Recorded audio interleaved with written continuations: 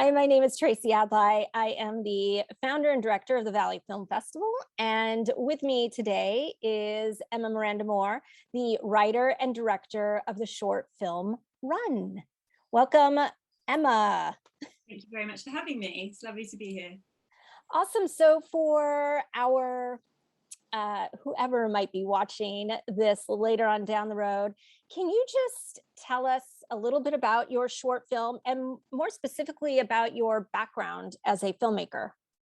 Yeah, sure. So Run is a film about a young boy called Charlie. He's stuck inside in lockdown, and he is not having a good time in his home. And he goes out, he enjoys running. You see what I did there with the title.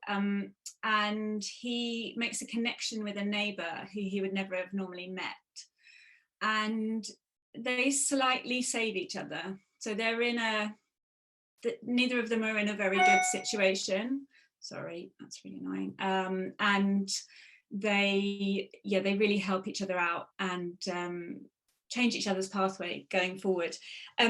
My background with film is that I've been a filmmaker for a few years now, and I also direct commercials and other kind of projects like that. But I started my career as a fashion photographer.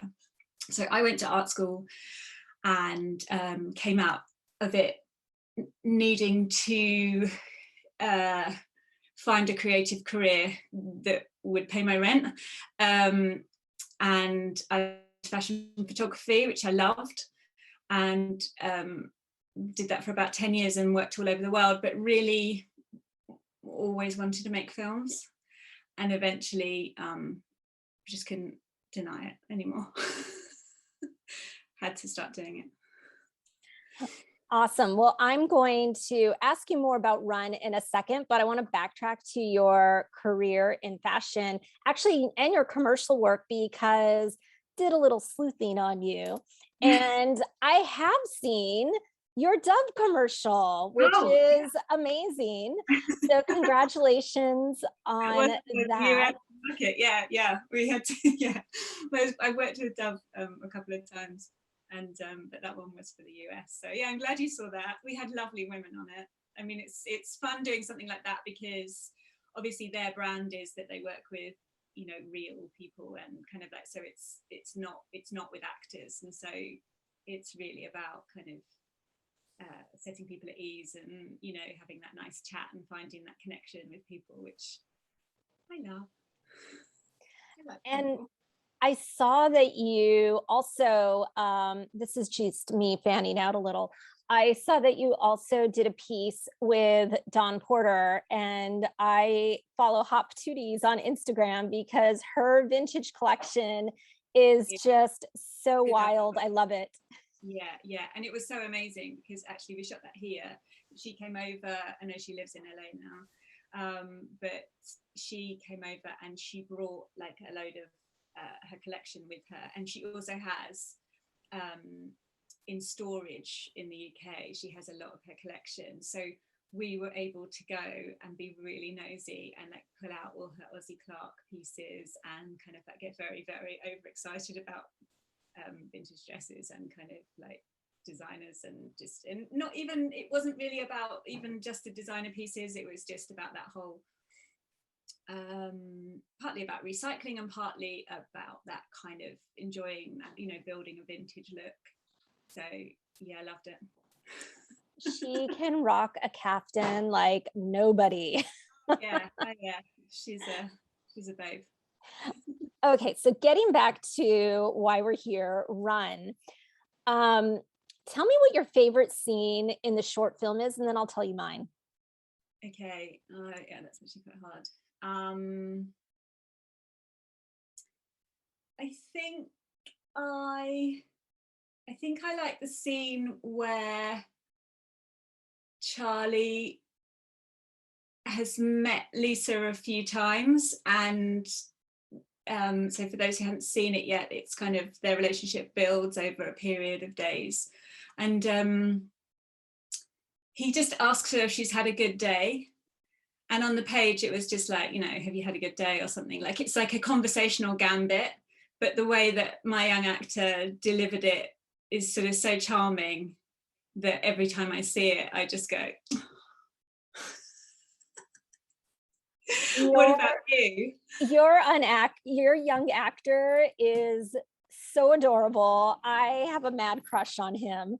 But my favorite scene, I think, is the second time they've met, where he puts the box of matches down on the pavement. And I like it because, I don't know, have you seen Grease with John Travolta and Olivia Newton-John? Sure, yeah, many times. Yes, it's one of my favorite films. There is a scene when John Travolta is running track and he's trying to act cool for Olivia Newton-John. And he sort of does this like, I don't know, this head nod thing.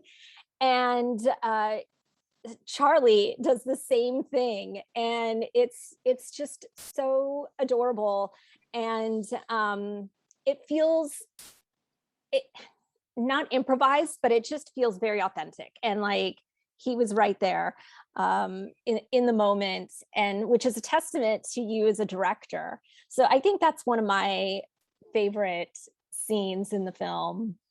Oh, that's a lovely moment. Yeah, I think it's that thing, isn't it, when you're sort of falling in love with someone and you kind of you're trying to sort of be cool for them. And I think like we can all understand how that feels, and like we've all done it probably, you know, like tried to be like, yeah, no, I get what you like, you know, I'm really, you know, we've probably all had that moment. And I think that, yeah, that's what that moment illustrates. And I know exactly that bit in Greece as well, and that's such a good comparison that I haven't thought of before.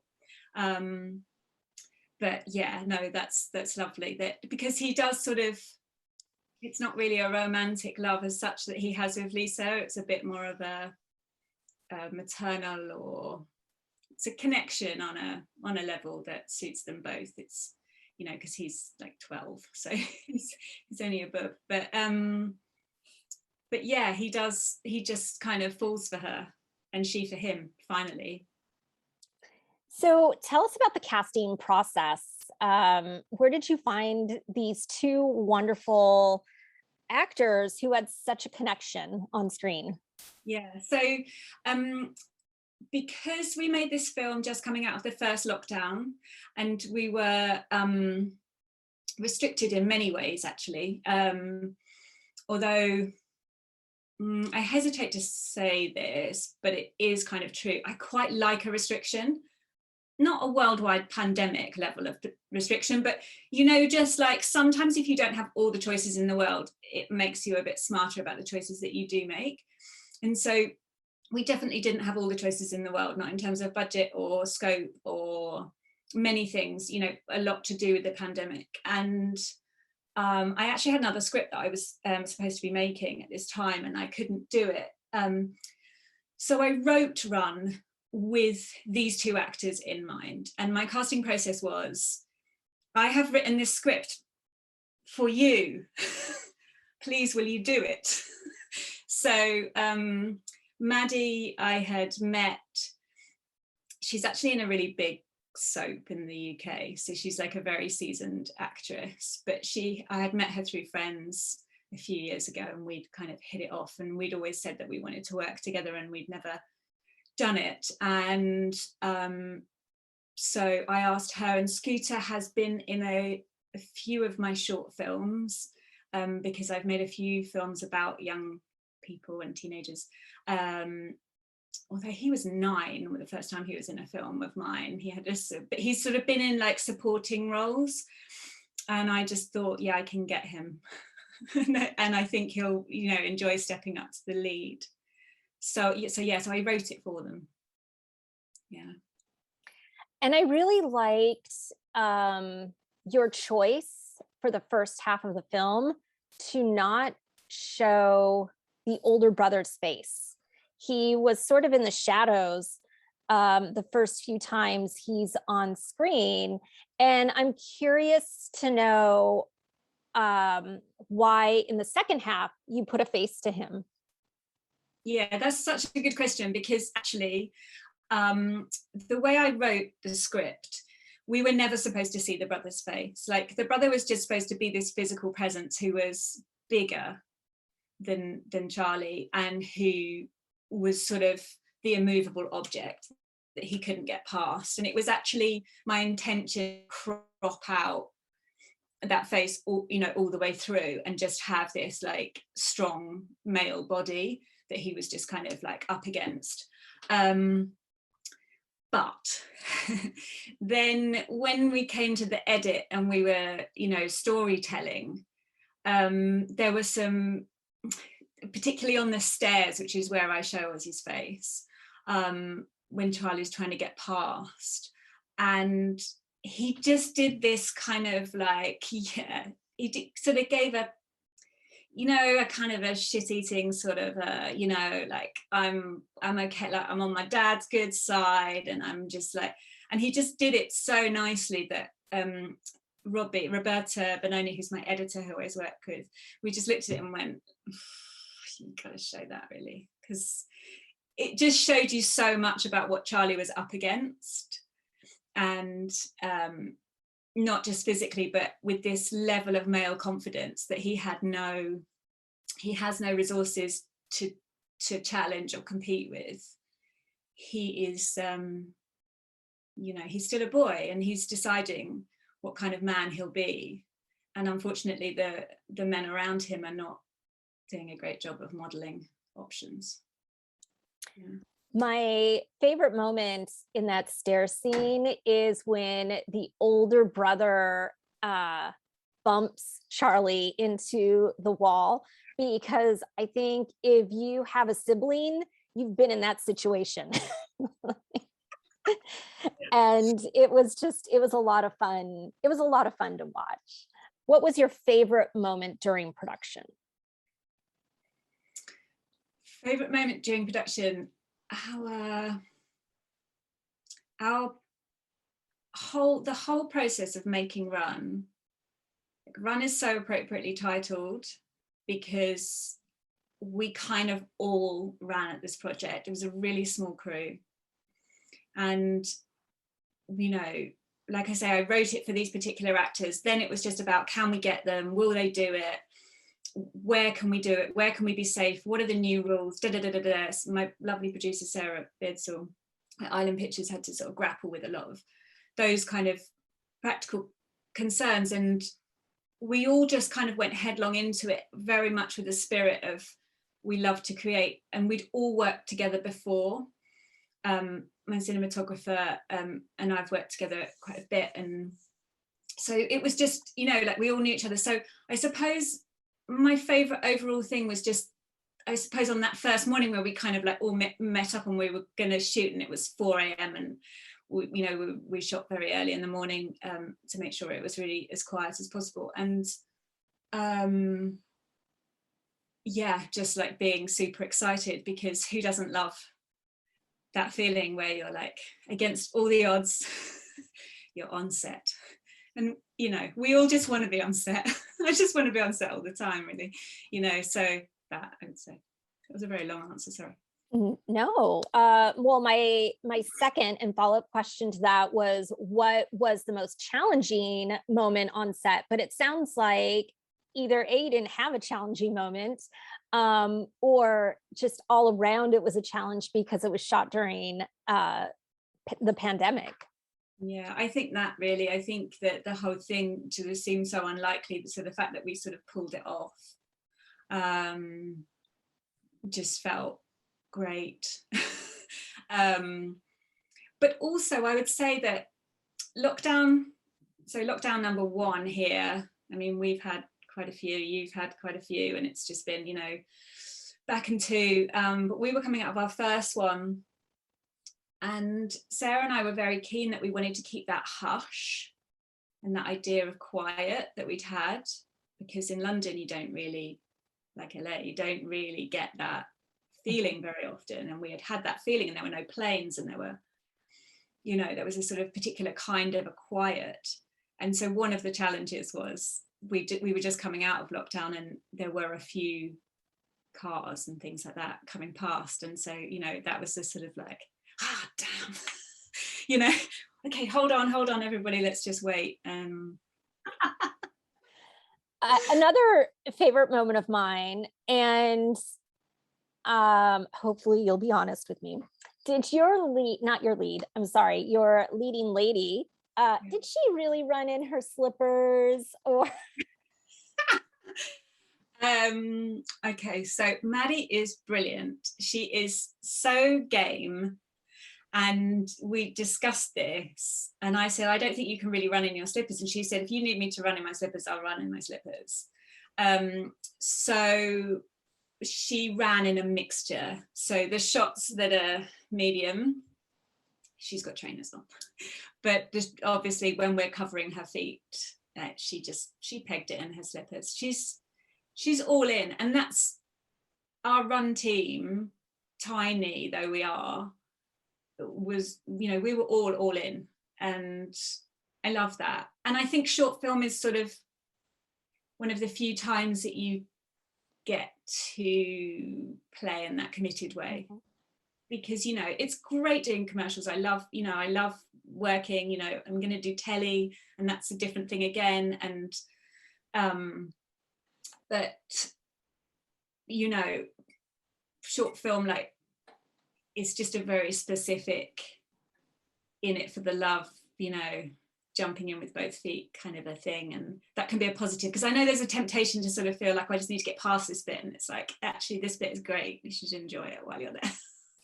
I'm so happy that you said that, because some filmmakers think, and it is true, you shoot a short film and you're sort of using that as your calling card for either the feature project or another project. But sometimes just being in the moment and just enjoying the process of making a short film without any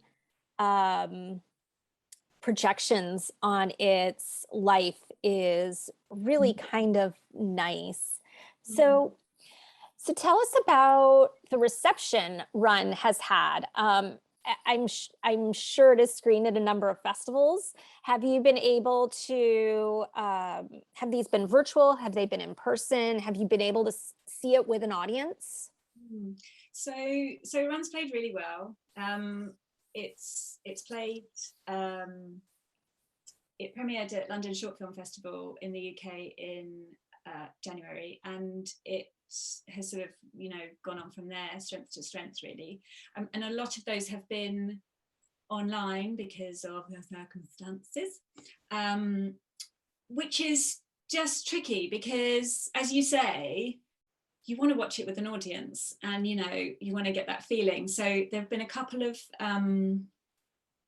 instances recently. It played at Rain Dance last week here in London, and I was able to go, and it's at Regent Street Cinema, which is like one of my favourite cinemas in London, because it's the oldest cinema in London. It's very beautiful. There's a lot of gold, and it's like a theatre, you know. I know you have a couple of excellent ones like that. It's just one of those real classic cinemas. So I was really pleased it was playing there in a short film block for Rain Dance. And so that was great, because it was like a full cinema, everybody was really into it, and, you know, you hear people kind of laughing and going, oh, you know, and that sort of, yeah, that's the best, obviously. Just to kind of be, because I feel like that's when you kind of learn what works as well as a director. You're kind of like, well, I think that, but, you know, when you're with an audience, it sometimes can be surprising. So yeah, hope for more of that in the future. I mean, it's played in real life in other places, but I haven't been able to go. So it's played in Berlin, but it's just, you know, travel. Watching it with a live audience, was there a moment where they reacted and you're like, oh, I didn't know that they would react this way to the scene?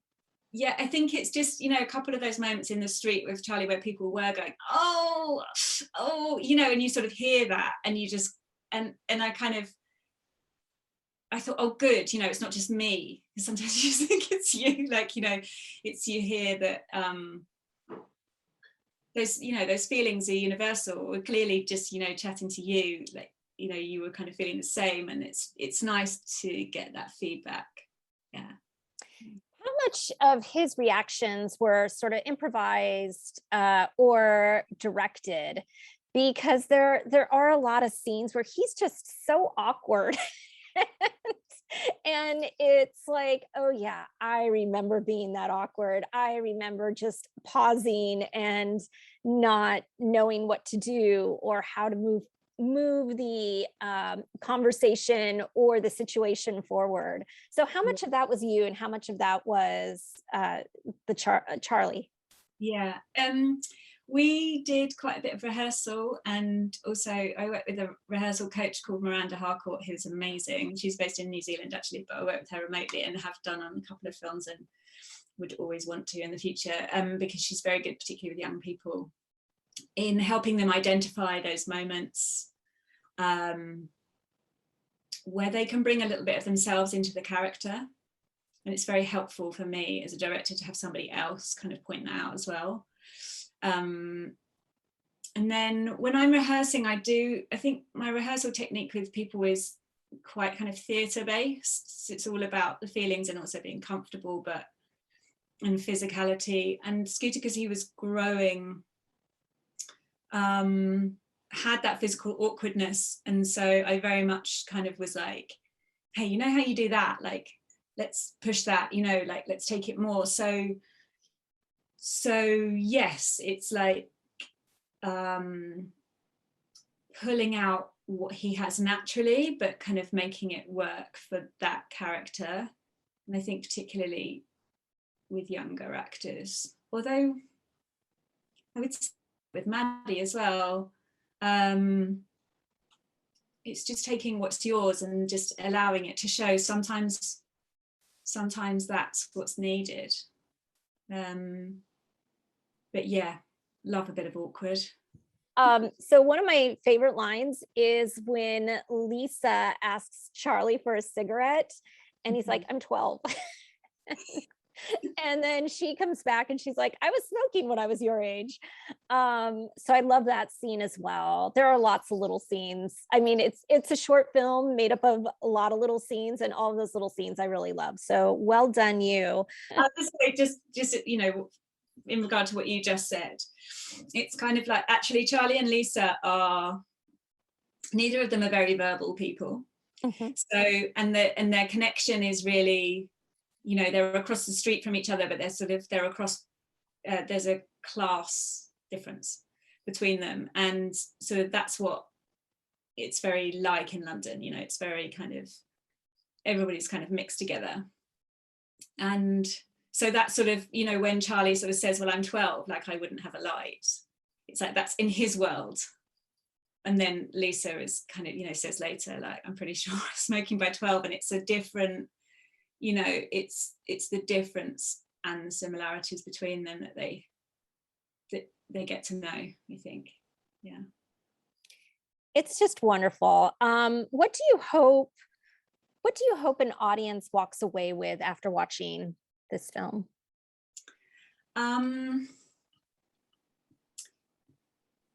Well, yeah, I would hope to sort of slightly break their hearts. I think that's sort of what I wanted to leave behind, was just a bit of a wrench. And maybe a desire to know a bit more about Charlie and Lisa, because I could, you know, kind of continue this, still kind of think about them as characters and think that maybe I'll develop them into something longer. No, I'm going to say, I think what you wanted is definitely what I felt. I won't give away the last scene, but I teared up a little. So I definitely teared up for maybe a nanosecond. But I was like, oh, Charlie. I was definitely rooting for him. There was definitely this hero's journey in this film. So what is next for the film and for you? Is the film, I know it premiered in January. We're now almost in November. Is it at the end of its festival journey, or is you know, do you have it slated for runs throughout 2022? Yeah. And then what are you going to be doing moving Yes. forward? So run's still kind of going strong. It's very excitingly playing at the Valley, and which I'm looking forward to. And it's got a few more festivals this year that it's slated to screen at, which is fantastic. I would imagine it will play on until the spring. I made another short film this year called Jackson, which you'll be seeing. I'll be sending you away. And that's just going out now. So we've just started sending it out kind of within the last couple of weeks. So we'll be waiting to see what happens with that. So you made 2 films in lockdown, or have you made more in lockdown? No, I've made 2 films in lockdown. Yeah. Well, I'm going to start asking you questions about Jackson now. Jackson has a few more crew. How? What was the difference between making these 2 films during this pandemic? What were the differences, and what did you appreciate in one and versus the other? Yeah, it's such a good question, because it was pretty much a year later that I shot Jackson, and so we were able to do a lot more, just because of where we were in our sort of lockdown cycle, which appears to be an ongoing cycle here in the UK with the wonderful choices we made. So we were able to have more locations, more cast, more crew, more of a normal film set, with testing and masks and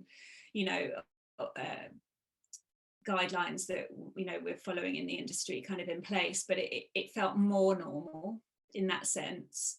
It's a very different beast. Jackson is a monologue, so it's very chatty, in a way that Run isn't, and sort of much more of kind of although Run is quite an internal story, Jackson's internal story is like illustrated in a big, mad, colourful sense. So it's a slightly, maybe they'll end up being good companion pieces. Well, I look forward to watching Jackson as well. All right, so for a female director who has successfully made some short films on the festival circuit and who's very successful in commercial work, what is a piece of advice you give to other women right now? To other filmmakers, I would say, other artists, yeah, exactly. I'm a great believer in make what you love. So I think actually for men or women, just always make what you love. Like, don't worry about whether it's cool or whether it fits or whether you've seen it already and you think it's the zeitgeist, because you should make what you love always. I think for women in the industry, I don't know, I just don't worry about the fact that you're a woman. Just go do whatever you like, just don't let anybody make you feel like it's their job or their department or that you've only seen it modeled in a certain way, And I think that is changing. I think images of what we see on set and so on are changing, both in terms of gender and race and so on. And I think it's so important that continues moving in that direction. But yeah, just don't be put off. Just make your things. No one else can make your films. That's what you're here to do. That's actually really good advice, all of it. I fortunately had really supportive parents who never told me that my gender was a problem in achieving dreams. So yeah, hopefully, and that just made you do whatever you wanted, which is great. Absolutely. So yeah, we need to do that. Well, thank you so much for your time today. Is there anything I haven't asked that you are just dying to get off your chest, either about your work as a filmmaker or about Run?